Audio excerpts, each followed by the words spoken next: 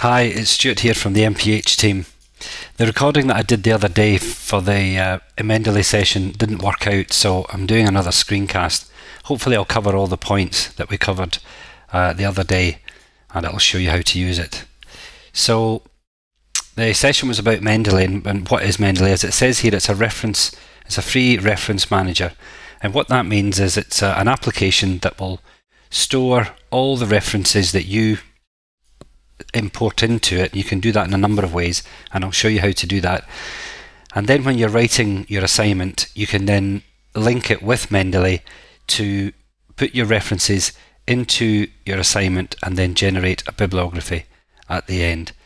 So when it said, you'll never need to type in a reference again, that really is the idea of using something like this. It's the same kind of program as Reference Manager and EndNote, but obviously you have to pay for these. This one's free. So I'm on the Mendeley website. When the first time you come here, you need to sign up, so you need to make an account.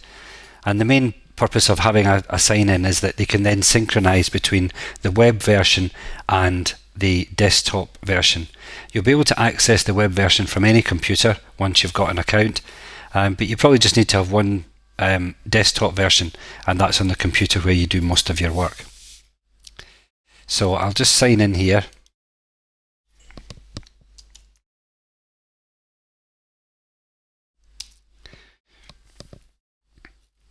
When you sign into Mendeley, there's quite a lot of advanced options that I'm not going to cover. The main things I'm going to cover today is how to get references in here, a number of different ways, and then how you use them in conjunction with Word. So the first, if I look here on the library, I can see at present there's no references in here just now. So what we're going to do is populate this list with a few different kinds of reference.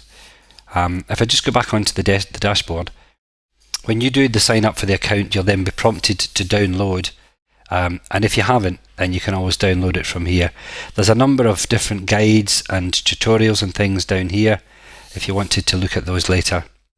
But for now, the first thing that I'm going to do is install the web importer. And it tells you here exactly what to do. I'm using Firefox, so you pick up this button and then you drag it and you put it onto your toolbar at the top. Just like that. So how do you use the button? Okay, so I've got the BMJ here. Let's just pick that article there. So the journal article with all the information that you'd need to make a correct reference. In this instance, what I'm going to do is I'm just going to press the Save to Mendeley button, and then I can see this extra window opens up here. It's getting all the information. I click on the Save button. It's told me that it saved it. Click on Close. If I now go to my desktop application, which I've let's just look at the online library. If I click onto the library, I can see that I've imported my first reference into Mendeley. When I click on the desktop version, there's nothing here as yet, but a button that you'll use quite a lot is the synchronize button. Clicking on that, and it brings in that paper that we just got there. Another way to get a paper in, I'm just going to go to Science Direct. Science Direct's a publisher for lots of different journals. You might have links in your course material to Science Direct, to where we've put some of the readings. If I just do a search for evidence-based medicine, let's just limit it to articles that are in the Lancet.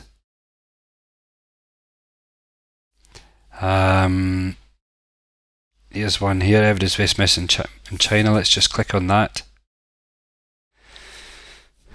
Now we could do the same way.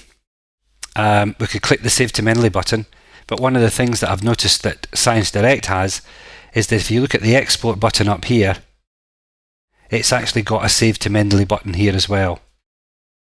So I can click that way. Let's pick that up. Click on Save. It's telling me that it's saved. I'll just close that. go to here, it's still not showing up here, but if I click the My Library again, it'll show here. Let's just go to the desktop version, synchronize, and there's the article there. One of the things that it has done from Science Direct, as you might just have noticed when we did that save to Mendeley, it said at the top here, download the PDF if it's available. So looking just at the desktop version, I can see that it has actually downloaded the PDF. So I've got that. If I just look to see where that's saved it to,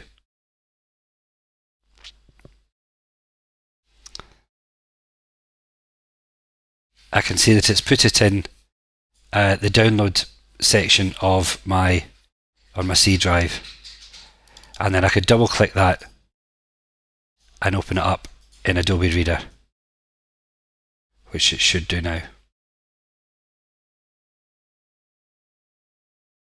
Okay.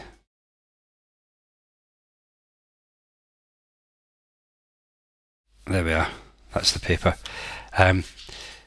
But you can also, in Mendeley, click on the file and you could view it in here as well. So if you wanted to read it. But if you're using something like Adobe, like another PDF reader, where maybe you want to put highlights and stuff on, you might want to, oh no, sorry, you can do highlights and things from here. Sorry, I forgot that. Okay, so that's getting a reference in using the Save to Mendeley button or the export. The BMJ actually has the same thing down at the bottom. If you look on the social bookmarking, the Mendeley button's here, so that does the same thing. So another kind of reference that you might bring in, if I just go back to here to the Mendeley, just go to the dashboard. Sorry, the web importer. Down at the bottom here, it tells you that all these different sites, I mean, I don't know what half of them are. There's the BMJ, there's Amazon, PubMed's on here.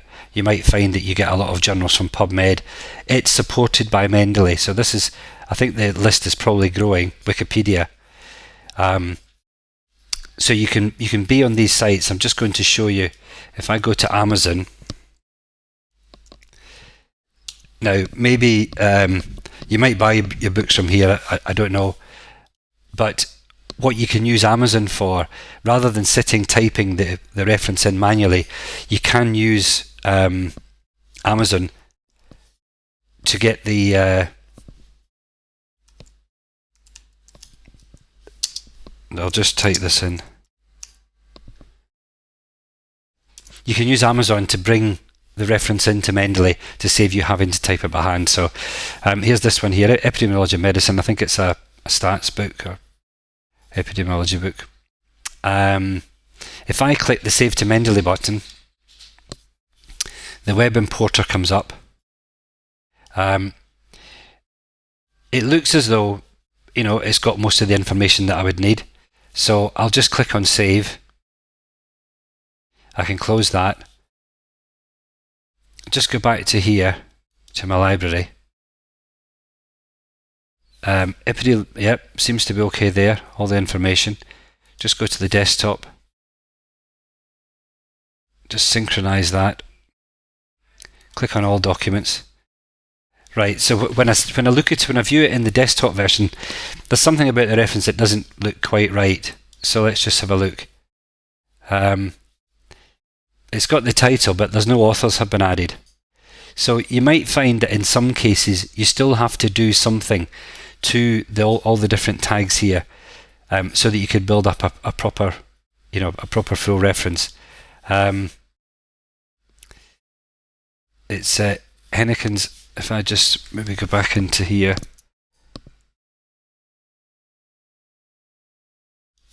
I can go into authors. It's going to tell me that it wants last name and then first name. So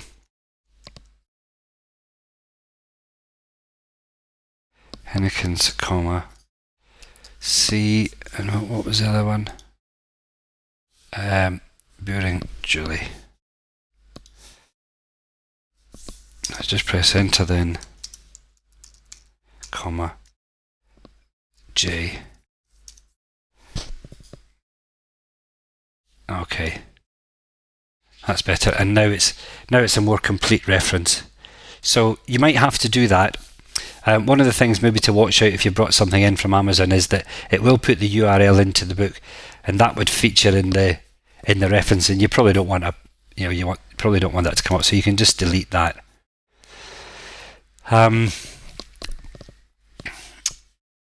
There was another way I just wanted to show you. If I look for an author,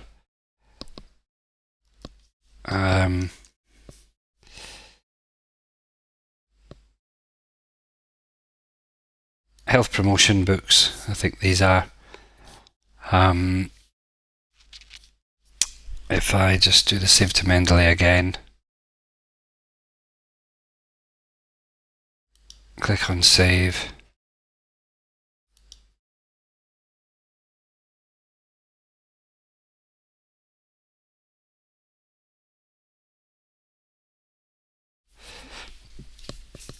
I'll just synchronize that. You can see that it's done the same thing again. It's not put the author in. Probably want to just sort out the title. Maybe take that paper back off. Oh, take that part off there.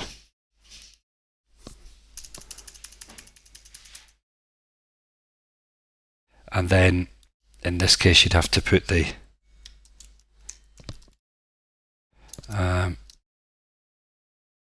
who was it?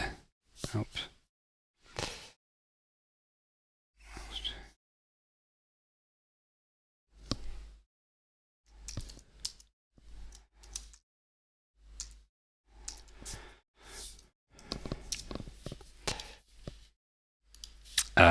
Again, I could just get rid of that from there just to make it look a bit better. So you might have to clean up your own the references once you've pulled them in, but it's fairly it's pretty good at actually getting them in there.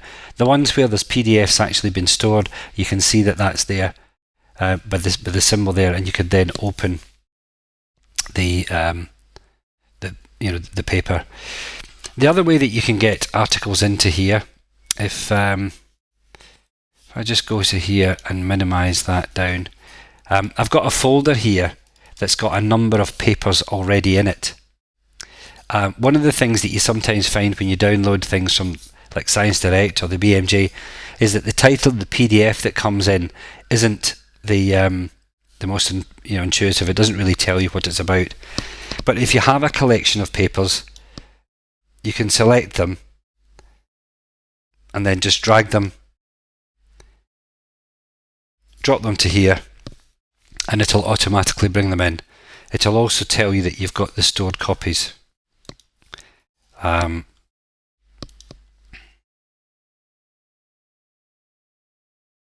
could just get those other ones in as well. Or you could actually drag the whole folder as well. So you can see quite quickly I've managed to build up a bit of a reference library. One of the questions that we had at the live session, I'll just cover that just now. At the moment here on the library I've got it set to all documents, but you might want to put these into different folders if they're for different courses, and it's quite easy to just add a folder, call it evidence-based practice, and then when you're in all documents, if these first three, for instance, are to do with EBP, I can just take them and drag them to the EBP folder. So when I click on the EBP folder, I just see the three references that I've put in there. They're still in the all documents. They've not moved from there, but this is a way that could help you, categorize them to make it easier to find specific ones. But you can also just search up here if you know the author, or something about the title of the article. You can also get that from here. One other thing which I think we should cover is how to manually input a reference, and you might find that sometimes you have to do that. Let's just go to here. I'll just go back. Let's find another paper. There's one, evidence-based medicine. Okay. So I might want to add a reference manually. So I can click on this down arrow here, add entry manually. You could type in the title, the author, the name of the journal, the year, the volume, a bit like you would have to do if you're putting it onto an essay. One other thing that you can do though is use this DOI, document something information. I'm not too sure, it's a library thing I think. It's quite a new thing, so this is, well mind you, this paper's going back to 95 and it's got a DOI. What I want to take from here is just up to where it's number 10. If I just copy that, if you take on the rest of the stuff, it won't actually work. But you might find an old paper that doesn't have a save to Mendeley button or whatever, but does have a DOI. You could copy that, go into Mendeley, paste that in here, press the search, and hopefully, as if by magic, it's brought in all the information. And that's a fairly old paper back to 95. Click on save, and there it's been added. So there are other ways. I mean, it says up here about you can add folders, files, watch particular things. There's a lot of other things that you can do. I just really want to show you the basics here. The next thing that I'm going to show you how to do is how to use this in conjunction with Word. From the desktop application, there's a tools link here, and there's something here that says install MS Word plugin. So this is the plugin that'll make Word recognise Mendeley and they'll work in conjunction with each other. So I just click on that button. It tells me what to do. It tells me that on the version of Word that I'm using, I need to go to the References tab and the information that I want will be there. So I click OK. Word needs to be closed for you to do that operation, and if it is open at the time, it'll tell you that it needs to be closed. Look on the Reference tab, and here's Mendeley Cytomatic. If I just open a document that I had, so I've just got some random text here. So this particular sentence is the thing that I want to reference. I click on my References tab. I click on the Insert Citation. I'm not too sure who the author was, so in this case I'm going to go to Mendeley. Oh yeah, I think it's that one there that I want to put in. Now here's something that's interesting. Sometimes when you've brought a reference in, this is one of the ones that I dragged in from the folder, it's already done a little bit of a check and it's maybe not so sure if this is correct. For instance, the journal's not actually mentioned here. So, to be honest, I can't remember where I actually got that from. So I'd have to go and find out what the journal, because there's no point in doing the reference without the journal actually being mentioned as well. So I'll just for now, I'll carry on where I was. I'm just going to cite that one, clicking on the cite button, and it's put the reference in here. For the next one, we'll just pick another one. Pick that one this time. I'll cite that. Insert this one. I know that there's a reference in there starting with W. Oh yeah, that's the one that I wanted. I can click on that and say OK, and I'll put that one in. I can do this one. Let's get the Hennekens one there, put that in. OK. And let's find another one here from, let's have the Sackett one. And I'll cite that. So I've put in my references. My essay's complete. I'm going to put my bibliography at the end. Come up to here and click Insert Bibliography. And then very quickly you can see that it's put in all the reference information from those different articles that I've put in my essay. At the moment it's set here, if you look, it's set to Harvard. I think for the MPH essays it's either Harvard or it's Vancouver. So at present it's set to Harvard, which gives you the author's name and then the date. If I then go and change that to Vancouver, straight away it numbers the references and then in the list puts a numbered reference in here. If you find that you decide you wanted to take that reference out because it wasn't correct, so you just delete it, it's now going 1, 2, 4. Clicking on the refresh button will just sort out the numbering. So it's going to 1, 2, 3, 4 again. Number 5 is missed. So it's quite dynamic the way that it works.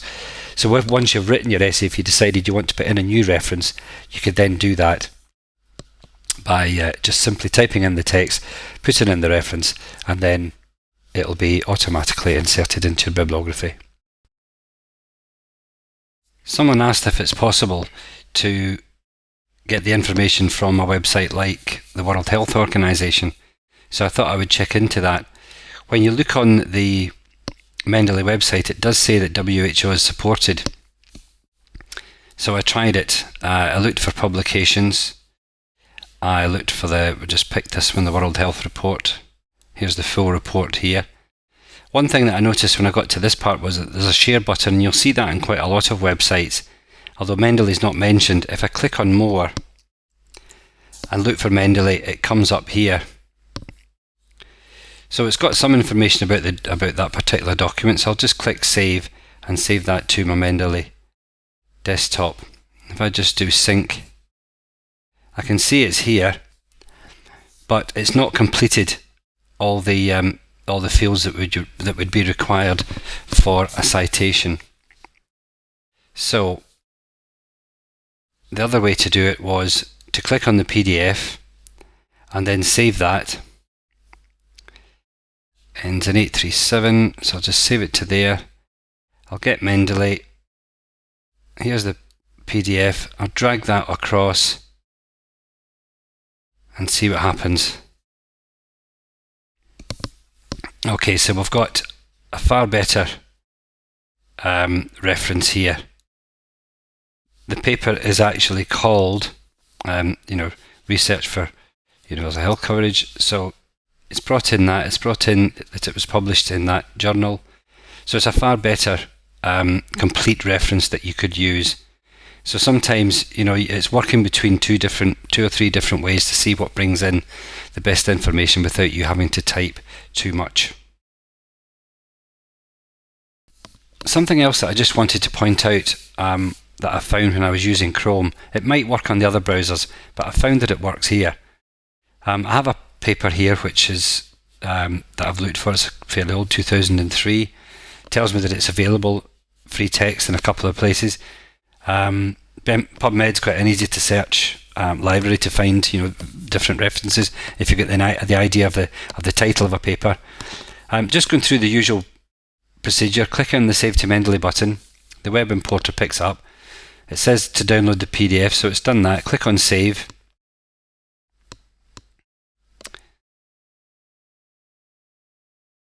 And it's telling me that it's saved. I'll just close that. If I just go to my desktop version, do a sync, here's the Watson paper. You can see that little symbol there. It was downloading the paper. It's not questioning whether this is a full reference or not, so Mendeley must be thinking it's okay. But one of the interesting things I thought was that it's actually titled the file that it's downloaded with something that's quite sensible. So it might be, that, I don't know if that's a Chrome thing. All these things sometimes work slightly different, but it might be that using Chrome with the Save Mendeley button actually gives you a bit of a more complete reference. You'll find out as you go on. One of the things is that you might have to actually update references as you put them in, but you won't have to type the complete information, which I think is makes it easier. So I've covered all the things that I wanted to cover. I'm sorry I wasn't able to show you the live one, but for some reason the recording went wrong. There's two more questions just to answer. The first one is, does it work on a Mac? And the answer to that is yes. I initially started using it on a Mac, but I thought I would demonstrate it on Windows. as sort of most people are used to, but it works exactly the same way, and as long as you've got Word installed on your Mac, you'll be able to do the site while you write from there. Another question was, how long can I keep my references in Mendeley? The free edition that you have, you can keep them as long as you want. I noticed that they do have premium packages. I think really what that's about is that it just gets you more storage, but there's quite a lot of space that you get with the free account, so I think you should be okay. And the other thing just to mention was that there are iPhone and iPad packages as well. I've not tried those, but if you have one of these devices, it's possible that you could also use that as well. So I hope you found that useful, and if you've got any questions at all, then please get in touch and we'll see what we can do. Thanks very much. Bye bye.